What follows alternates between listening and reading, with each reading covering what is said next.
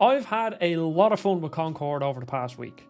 I didn't play the beta, but I'm always looking for the next game to take Overwatch and Rocket League's place in my nightly routine of some competitive games. Over the years, a few games have tried. Lawbreakers is one that I loved, but that died a very quick death. And the Finals is a game that I absolutely adore, but my friends fell off it, so I stopped. And now, of course, in 2024, we have the Deadlock, Closed Alpha, Spectre Divide, and Marvel Rivals. So competition is ramping up fast, and Sony released their own answer to the hero shooter, and that is Concord. And let's be real, from the get-go there was something off about this game. I hated the trailer because it was filled with stupid Marvel writing and a lot of character designs that are downright bad. But it did look like a competent game mechanically. It's made by a load of ex-Destiny devs, and it's clear to see that, and I love Destiny PvP. And unfortunately, it wasn't supported or really balanced well, so it's kinda hard to play. So today I want to talk about a few things that Concord does well, and a lot of other things that it does pretty poorly. The gun feel and movement is quite nice once you get used to it, and I like how different each character feels. The map design is solid, and the best part is its approach to building up your best character through the crew system. On the bad side though, some of the character designs are outright dreadful. I think leaning into the narrative is misguided and even at that poorly implemented, and overall it's missing core things that every multiplayer shooter should have, like a competitive game mode. It has issues, but Concord is definitely better than you think. So let's jump into the feel of the game, which is generally the biggest hold up that I've heard people talk about. People were talking mixed things about the beta, and some love how the game felt, others thought it was kind of sluggish and slow, and I honestly get all of their points. Some characters feel good, their guns are easy to shoot, their movement kit is fast and fluid, and I recommend if you try out a couple of characters like Lennox if you are jumping into the game. But other characters just feel a bit off. The rocket shooting character, and yes, I forget the name because a lot of the names and designs are unmemorable, has a double jump like most other characters, and her L1 ability is a hover. But it kills all your forward momentum, so from the get-go it just doesn't feel right. You can eventually make it feel decent by pressing the L1 button to hover for a second and then chaining another jump to get a bit more momentum, but if you compare her abilities to something like the Doomslayer, which she does look like, or even Pharah or Soldier from TF2, she just feels a bit off and the momentum just isn't there. And I think that's where the most interesting mechanic comes into play, to kind of counteract this kind of weird feeling from the get-go.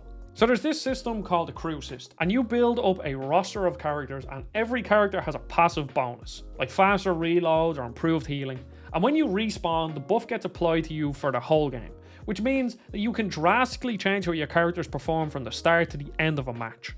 It's like the game is trying to incentivize you to build towards your ultimate character, playing a few others before so that you can get the bonuses, then switch to your main, and hopefully you will have better weapon accuracy or faster reload speed or whatever, and it'll just make the character feel a lot better. And this is almost a replacement for ults, which I do love to see, because in sort of 5v5 or 6v6 hero shooters where there's a payload mode, ults are fight winners, and in most cases, if you see somebody in your ult, you probably won't be able to kill them by yourself, and in a very teamwork oriented framework, I think it actually works pretty well, ults in general.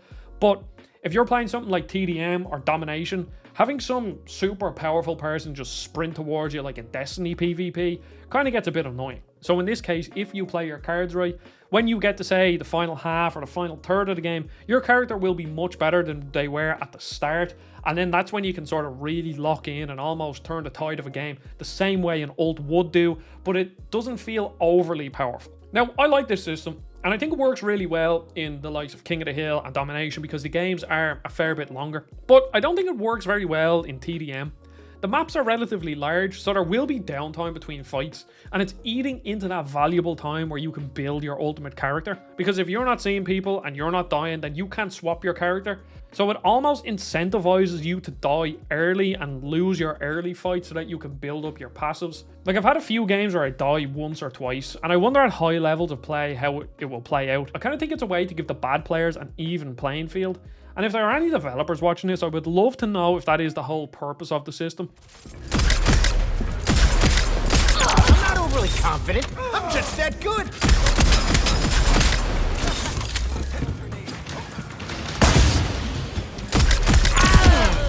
Put some pep back in my step.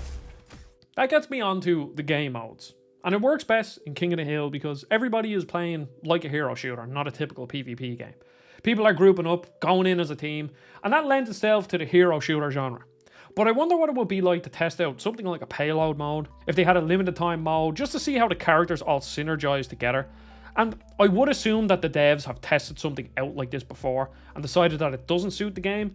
And that might be true because it does seem to be a bit more of an individual game, but I would still like to test out a payload because just playing this first week, and obviously there will be metas established if this game survives and what characters are best and what character combinations work, I can't exactly see how certain characters synergize with each other. Obviously you have a tank and a healer, and if a tank sticks with a healer then they'll get healed, but it's not as obvious to me as something like Mercy and Pharah or Lucio and Genji or Trace or them sort of heroes that just synergize well together. Again, if this game does survive and it sort of builds a meta, we will be able to figure out if they're actually built well to synergize, but it's just something that we can't really say right now. There's just certain things in Concord that baffle me.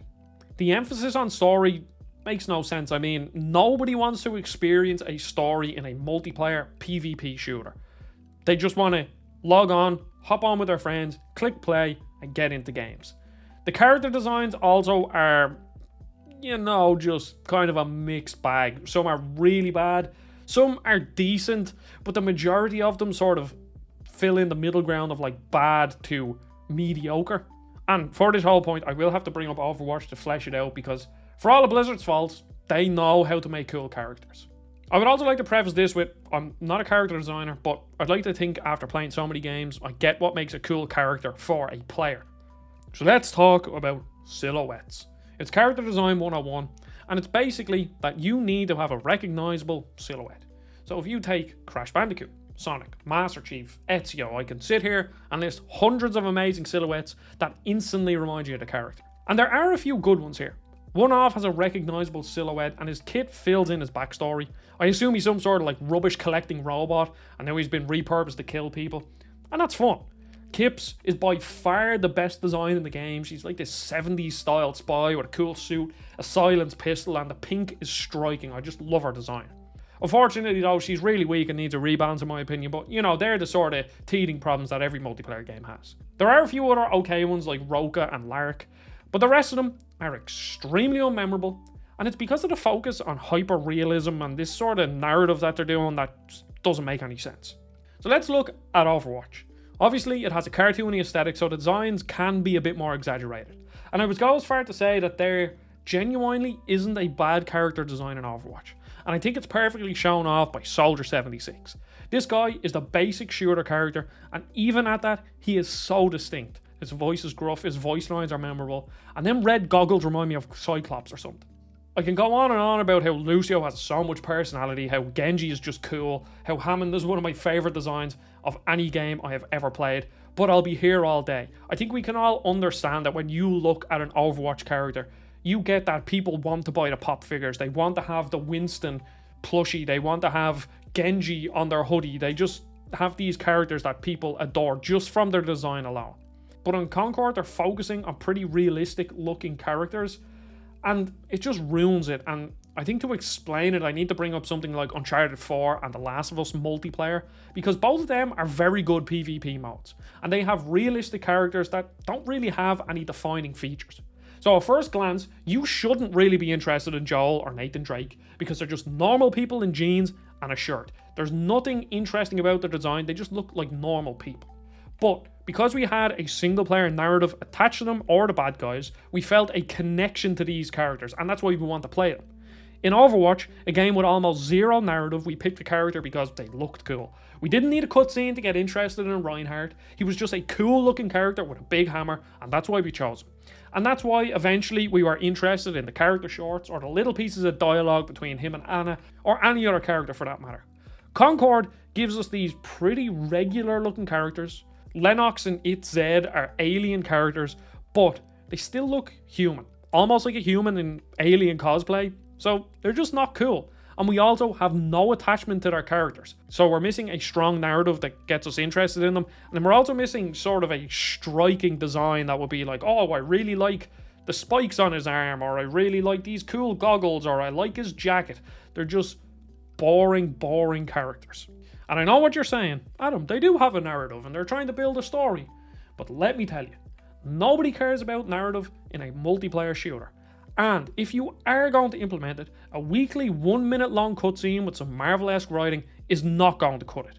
And yes, I know they have the Galactic Guide, but again, who wants to load up a multiplayer game, hop in with their friends, and sit down and read walls of text? In a multiplayer game, you essentially have two ways of building a character that have been proven and have worked. Firstly, you can give us sort of say like a PvE mode, or a single player mode where we've already grown attached to these characters because we've experienced a story with them. Or in the absence of that, you give us a cool design, something like Overwatch, and then you flesh out the characters in between rounds with party chatter.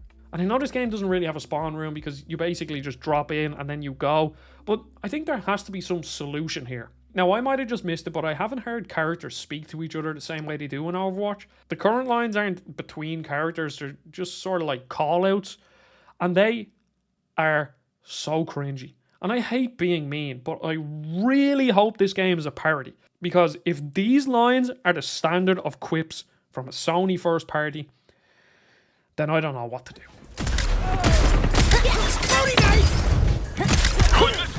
No one tougher than my crew. Moving on zone A, like a boss.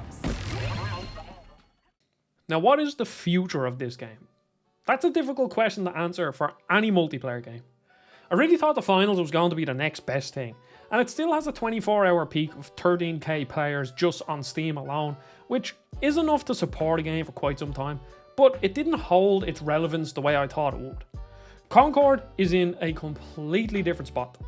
Its 24-hour peak on Steam as of writing this is 241 players. Now, that's only PC, but even if we be quite generous to the game, it probably doesn't reach anything more than 5k peaks, and that's being nice to the game. There's a lot to respect about it, and I don't mind paying a €40 premium for the experience. Every new hero and update will be free. You won't have to pay for a battle pass or grind out 50 wins to unlock a new character. And I think when we paid for multiplayer games, we generally got a better product. Overwatch 1 was in a better state when it cost money. We got every update for free with no grinding, and it's only this season of Overwatch 2 where Juno was unlocked right from the start. It was also announced that Marvel Rivals will have all free updates, so that's the competition for Concord. And gamers are just different nowadays, especially multiplayer gamers. I have friends who are solely multiplayer players, like Rocket League, Overwatch, CS2, them sorts of games. And they are repulsed by paying for a game. And of course, we're just in a different landscape, and I think some of the blame could be put on Microsoft because people just have different expectations of paying for games, and they should basically be getting stuff for free. And I just think Firewalk and Sony made some weird decisions in today's landscape. I think the only way forward is to put the game free to play, or at the very least in PS Plus to give it a numbers boost and hope that it finds an audience.